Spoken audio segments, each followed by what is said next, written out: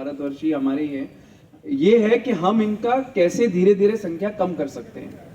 पहली बात तो सबसे ज़्यादा स्टेरिलाइजेशन हमें बढ़ाना होता है, जिससे इनकी संख्या प्रोडक्टिविटी कम होती है। मैं बताना चाहूँगा, जब हमने ज्वाइन किया था लास्ट ईयर, तो एक एबीसी सेंटर हमारे यहाँ था जिसकी कैपेसिटी सिर्फ 20 से 25, 23, 24 डॉग्स की स्टेरिलाइजेशन की पर डे थी। अभी हमारा अगले महीने एक दूसरा एबीसी सेंटर जो हमने स्वीकृत कराया वो अंतिम चरणों में है। कल मैंने विजिट भी किया था, वो फरवरी तक शुरू हो जाएगा। उसकी capacity 50 to 60 dogs per day की है। और सिर्फ 2 ही जगह को एक तीसरा एबीसी सेंटर भी मिला है, एक गाजियाबाद और एक लखनऊ। हमने लखनऊ से जाके ये डिमांड करी थी, तो वो भी कंस्ट्रक्शन चल रही है।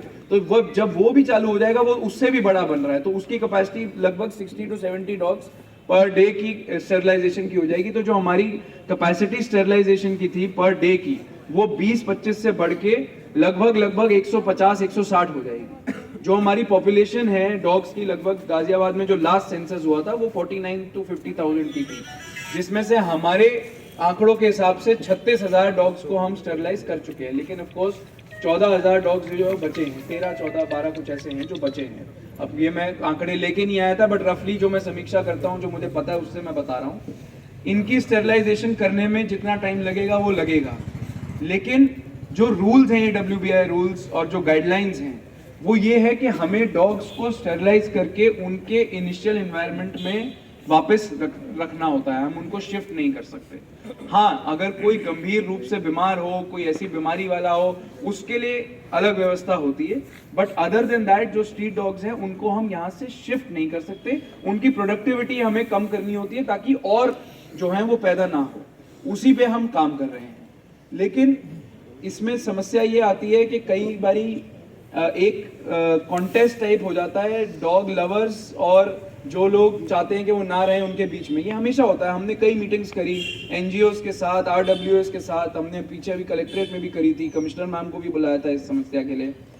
तो एक्चुअली डॉग काटता कब है, ये चीज़ हमने भी समझी। अब मैं कोई एक्सपर्ट तो हूँ नहीं, हमारे वेटनरी डॉक्टर ये हैं, लेकिन उसमें जो बात निकल के आई, जिसमें एनजीओस भी थी, कमिश्नर मैम भी थी, सब लोग थे, DM साहब भी थे, डॉग तब काटेंगे जब या तो भूखे होंगे या उनका एनवायरनमेंट थ्रेटन होगा।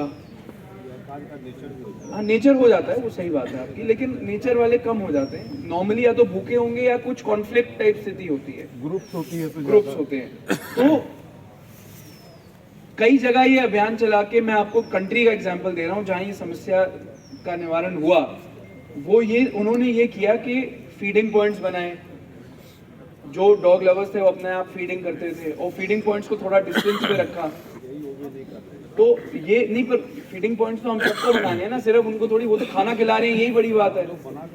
हाँ, आप बना के अगर देंगे दूसरे, तो हम ये 3 काम हमें साथ कर सकते हैं। पहली बात कि हम फीडिंग पॉइंट्स बनाएं, थोड़ी सी स्पेस उनको दें, और ये चीज हम होप, मतलब अगर जब हम पूरा स्टेरिलाइजेशन कर लेंगे, जब हम अपनी कैपेसिटी बढ़ जाएंगी हमारी और स्टेरिलाइज पूरे शहर के डॉग्स हो जाएंगे, तो नेचुरली प्रोडक्टिविटी कम हो जाएगी। और कॉन्फ्लिक्ट को अगर हम कम करें, थोड़ा सा समन्वय बनाएं, तो आई थिंक इसका एक सोल्यूशन निकल सकता है। देखिए, बंदर के लिए एक